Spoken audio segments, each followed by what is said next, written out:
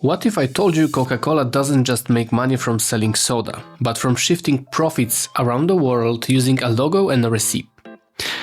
Sounds dramatic? It's not. This is like the real story behind one of the most iconic brands in history and the billion-dollar tax strategy that's been years in the making. Hey everyone, and welcome back to the channel.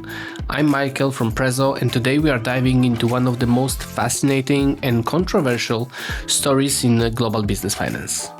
Because Coca-Cola isn't just about, fizzy drinks. Did you know that Coca-Cola's original formula in the late 1900s contained cocaine? That's where the name comes from, actually. Fast forward 130 years, and now the most powerful part of Coca-Cola isn't in the bottle, it's in the brand. That, thank goodness, because otherwise airport security checks would be far more exciting. Wherever you go, whether it's New York, Nairobi or New Delhi, you recognize the logo, the red and white color, that signature bottle. You might feel something when you see it, nostalgia, happiness, maybe even thirst. But behind that emotional connection lies something else. A brand so powerful, so valuable, that it has become a financial engine all on its own. We are talking about more than just a syrup and marketing here. We are talking about intellectual property, the name, the trademark, the formula, assets worth tens of billions of dollars. And we are talking about transfer pricing, a financial mechanism that allows multinationals to shift profits between countries. You might be thinking, wait, how does a soda company end up in a $9 billion fight with the IRS? Or even better, how can something as simple as a logo become a global tax weapon? We'll break it all down with real-world examples, card cases, and a strategy so sophisticated. Some call it a masterclass, others are a loophole. In this episode, we will explore how Coca-Cola uses its brand to manage global profits, why this strategy led to massive legal battles with the tax authorities, and what this tells us about the future of international tax rules. So if you are in finance, tax, or just curious about how the biggest global players operate, this is the one to watch. Let's get started. Let's step back for a moment and ask something simple. What is Coca-Cola? Really? Is it a drink? A red can? Maybe a feeling? Yes, but also no. Coca-Cola is actually a symbol. It's happiness, childhood, summer, Santa Claus. It's decades of memories built through marketing campaigns worth billions. Wherever you go, Brazil, Bangladesh, Belgium, you know what Coca-Cola means. That's not an accident, of course. That's brand equity. It's one of the most powerful assets in global business. So let's talk about what actually means in legal and financial terms. Coca-Cola's most valuable assets are intangible. The trademark Coca-Cola, in that iconic Spencerian script, the distinctive red color palette, the contour bottle shape, the global advertising rights, and yes, the legendary secret formula supposedly still locked in a vault in Atlanta. All of this is intellectual property, and it's protected, monetized, and moved like any other business asset. But here's the twist. You can't taste a trademark.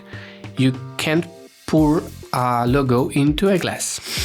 And yet, companies will pay millions just for the right to put that logo on a vending machine or print it on a bottle in their country. Just like Apple's Beaten Apple or Nike's swoosh, Coca-Cola's logo isn't just a design. It's a trigger for billions of dollars in value. These trademarks are not only visuals. Okay, so let's talk numbers. According to Interbrand, Coca-Cola's brand value in 2023 was estimated at $58 billion. Kantar, another major valuation agency, placed it even higher, $106 billion, ranking at the top 10 of all. And that's just the brand, not the bottling plants, not the trucks, not even the syrup. Just the name and what it stands for. Now imagine owning that IP in one part of the world and licensing it across 200 countries. So where this is going, right? So how does a company move something intangible like a brand or an idea across borders? How do they turn a logo into a legal contract, a color into a royalty stream? That's where the financial magic begins. Because when you have an asset worth billions and you operate across dozens of tax jurisdictions, you actually start to realize like this brand isn't just a symbol, it's a tax planning tool. And that brings us to, again, transfer pricing. All right, so we've established that Coca-Cola's brand is worth billions. But now comes the big question. How do you use that value across the globe and control how it's taxed? So welcome to the world of transfer pricing. Now, don't let the name scare you. At its core, transfer pricing is actually very, very logical. Let's break it down with something relatable. So imagine Prezzo, our company, has two divisions. Division A is based in Ireland. It creates amazing tax planning software. Division B is in Germany. It sells that software to clients. Now, here's the deal. Division B needs to pay Division A for the right to use the product. Makes sense, right? That is internal payment. The price between divisions is what we call a transfer price. And to be frank, it matters, and it matters a lot, because the number you'll define, you choose, you determine, it have impact on how much profit shows up in Germany, in the example mentioned before, and how much shows up in Ireland. And now imagine that Germany has a corporate tax rate of 30%, but Ireland only taxes IP income at 12.5% or even lower. The incentive, so, is to push profit to the low tax place. And that's exactly how it works for a global company like Coca-Cola. The IP, logo, brand, formula might be legally owned by a subsidiary in, say, like Switzerland or Ireland, but the Coca-Cola operating company in Brazil or Germany is the one bottling and selling drinks locally. So what happens? The operating company pays a royalty to the IP holding company for the rights to use the brand, formula, and global marketing assets. This royalty becomes a deductible expense in the high tax country and income in the low tax country. It's pretty clever. Now, here's the catch. You can't just make up any number you want. Tax authorities around the world require that internal prices follow what's called the arm's length principle, mentioned before in my videos. Meaning, the price charged between related companies, related entities, must be the same as if they were unrelated third parties. In theory, it sounds fair. In practice, it's actually much harder. Because how do you set an arm's length price for something as unique as the Coca-Cola brand? There is no public market price for it, no eBay auction for the Coke logo. Though if there were, it would probably still lose out to some rare Pokemon card. And that's exactly where the gray zone begins. So this is where Coca-Cola stories gets really interesting, because they didn't just use transfer pricing. They turned it into an art form. Let's take a closer look at how they structured their entire global business model, using transfer pricing at the center. Alright, so now that we understand the basics of TP, let's look at how Coca-Cola turned it into something bigger. Not just, a tool. And it's like a full-scale global system, a financial engine built around one of the most recognizable brands in the world. Here's the blueprint, based on public documents and court filings. Coca-Cola assigns ownership of its most valuable assets, the brand, the formula, the trademarks, to subsidiaries located in low tax or tax favorable countries. These entities are often called IP holding companies or supply points. Countries involved have historically included like Ireland, Switzerland, Brazil, Costa Rica, Egypt, Mexico. The operating companies, on the other hand, the ones bottling, distributing and selling Coca-Cola products around the world, license the brand from the IP holding companies mentioned before. They pay substantial royalties or service fees, essentially renting the right to use the Coke brand and the syrup. This structure accomplishes several things brilliantly. It moves taxable income away from high-tax countries. It centralizes control of global branding and IP, allows flexible financing between entities, and also creates like defensible legal structure, at least at first glance. It's pretty elegant, sophisticated. It's a massive in scale, covering over 200 countries and territories. And for many years, it was actually extremely efficient. Coca-Cola was able to significantly lower its global effective tax rate, keeping more capital inside the company for reinvestment, expansion, and shareholder returns.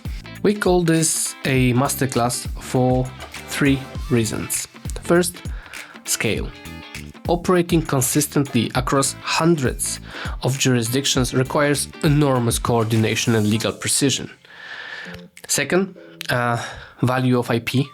Few companies have intangible assets as iconic, valuable, and universally recognized as Coca-Cola's. And the third, for decades, this strategy worked smoothly, creating billions in tax efficiencies without major public controversy. Until it caught the eye of the IRS. Think of it like a royalty highway. The Coke brand starts in one country, and every time it crosses a border, a toll is paid.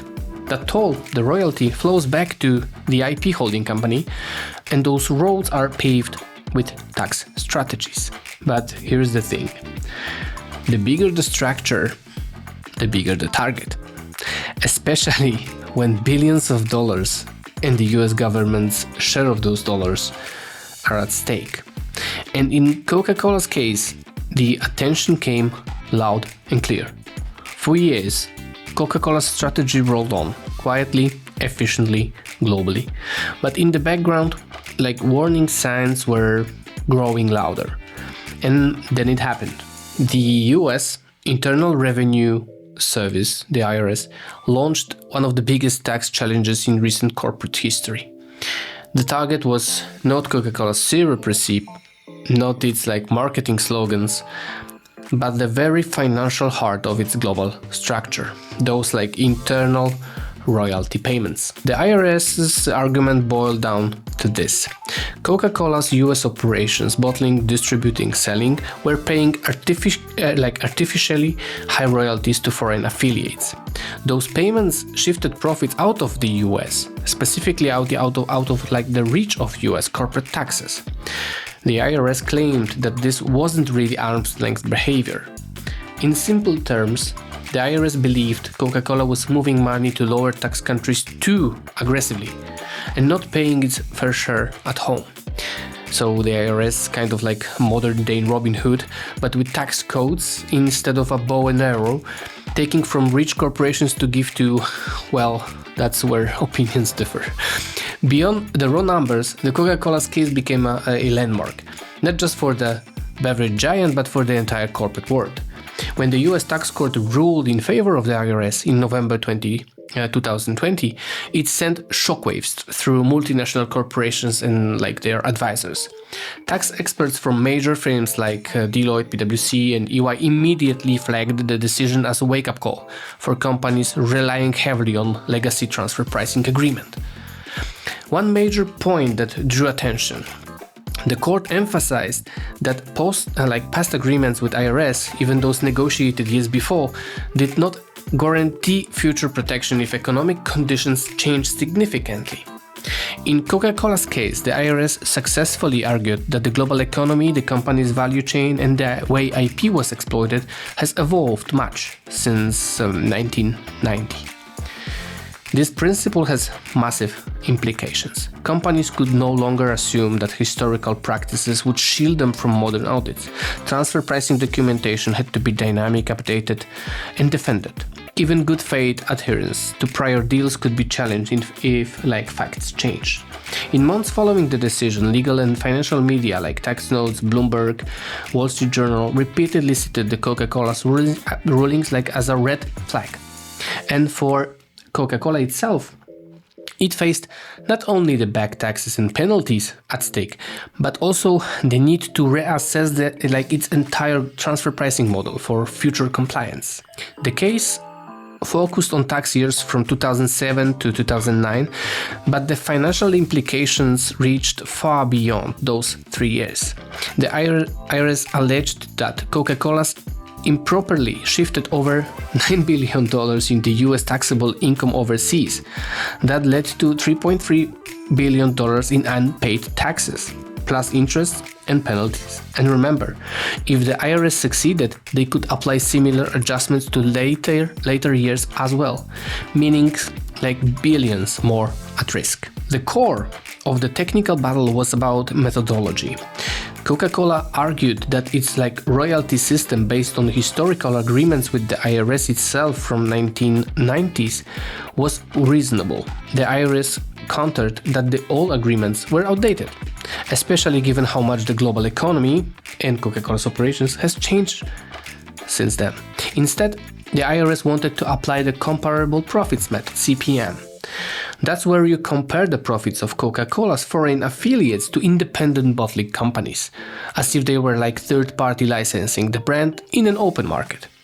And according to the IRS, under a fair arm's length system, more profits should have been reported inside the US, not shifted out.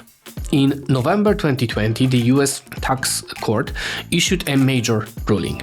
It sided with the IRS, finding that Coca-Cola's transfer pricing structure understated US income. The court agreed that the comparable profit method was more appropriate.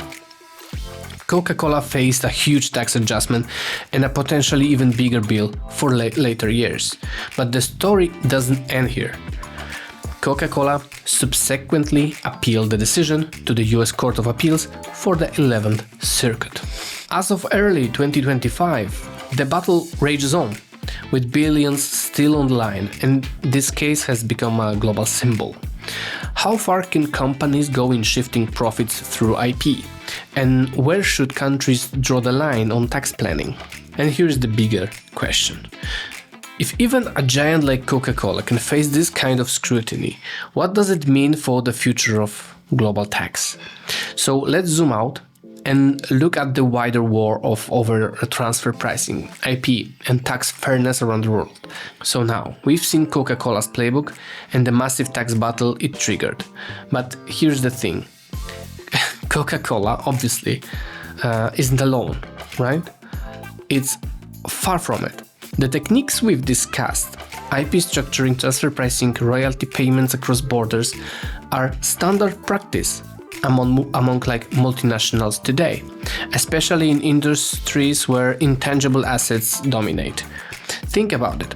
Tech companies like Google, Apple, and Meta, pharma giants like Pfizer and Roche, consumer brands like Nike and Starbucks, they all have something in common. Extremely valuable brands, patents, software, or trademarks, complex international structures, and strong incentives to move profits across lower tax borders, legally but aggressively. From a business perspective, it makes perfect sense. Companies have a duty to their shareholders to maximize returns, and taxes are a major cost. But from a perspective of governments and tax authorities,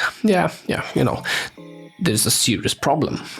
Billions of dollars in profits are being shifted to low tax jurisdictions. National budgets are losing out on money that funds schools, hospitals, infrastructure. Smaller businesses, those that can't play these games, end up carrying a heavier relative tax burden. This tension has been building for decades. And finally, the world started to fight back. In 2013, the OECD, backed by the G20 countries, launched a bold project, BEPS, Base Erosion and Profit Shifting. As of early 2024, more than 135 countries had signed into the BEPS inclusive framework. The goal? To identify where multinationals were exploding gaps in the system, introduce global standards for transfer pricing, IP structures and reporting, make sure that profits are taxed where real economic activity happens, not just where paper companies are allocated. Furthermore, it's no longer enough for these IP holding companies to simply exist on paper in a low-tax jurisdiction. Global initiatives like BEPS have massively amplified the focus on economic substance. This means tax authorities are increasingly demanding proof that these entities have a real economic activity, actual employees performing key functions, physical offices, and genuine decision-making processes taking place in that location. Without demonstrating such substance, the tax benefits of holding IP in these jurisdictions can be challenged regardless of the legal structure. In short, no more setting up an office on a tropical island where the only employee is a well-tanned individual with a cocktail and occasionally picking up some emails. It was a huge step, and it set the stage for even bigger changes. So fast forward to 2021-24. The world realized patching loopholes wasn't enough. So came the next revolution or evolution. You name it. BEPS 2.0 and the Global Minimum Tax Initiative. Under these new rules, large multinational groups with over 750 million euro in annual revenues must pay at least 15% effective tax somewhere. If they shift profits to a country with lower taxes, other countries can apply top-up to capture the difference. The goal? End the race to the bottom in corporate taxation. Level the playing field. Force companies to contribute fairly, no matter how complex their structures. For companies like Coca-Cola, this means the landscape is shifting fast. Structures that once allowed major tax savings could become less effective. Compliance costs and reporting requirements are increasing sharply. Public and regulatory scrutiny is at an all-time high, and it's not just tax anymore, it's reputation risk too. In a world where ESG factors matter to investors, being seen as an aggressively avoiding taxes can hurt brand value almost as much as bad financial results. So what does this shifting landscape mean for businesses on a practical level? It's a clear call to action. Companies can no longer afford a set it and forget it approach to their international tax structures. The new era demands proactive transfer pricing policy reviews and economic substance. Robust contemporaneous documentation is no longer just a best practice. Furthermore, business must analyze the potential impact of global minimum taxes, planning for a world where the tax transparency and accountability are, paramount. One tax expert said it best: in the 20th century, companies were taxed where they built factories. In the 21st century, they are taxed where they register the IP. So what does Coca-Cola story tell us? It's not just about one company. It's a window into the future of global business. A future where companies, tax authorities, and governments are locked in an ongoing, complex, and high-stakes negotiation. And the only thing certain is actually that the rules are changing fast. So let's bring it a full circle. When you think of Coca-Cola, you might see a familiar red can. You might remember a Super Bowl ad and holiday jingle, or maybe a hot summer's day. But behind that can lies a financial strategy so sophisticated, so global in scale, that it sparked one of the biggest corporate tax battles in modern history. Coca-Cola didn't just sell soda. It sold an idea, an emotion, a brand of worth of billions. And then it used that brand to carefully, legally and brilliantly structure how and where its profits were taxed. So the question is this smart business in a globalized world, or is it a loophole that countries must urgently close? What do you think? Please drop your thoughts in the comments below. I'm genuinely curious. If you enjoyed this deep dive into the hidden mechanism of global finance and strategy, give this video a thumbs up, and please don't forget to subscribe, because in our next episode we will continue uncovering the financial moves that shape the world you live in. I'm Michael from Prezzo. Thanks for watching, and see you in the next one.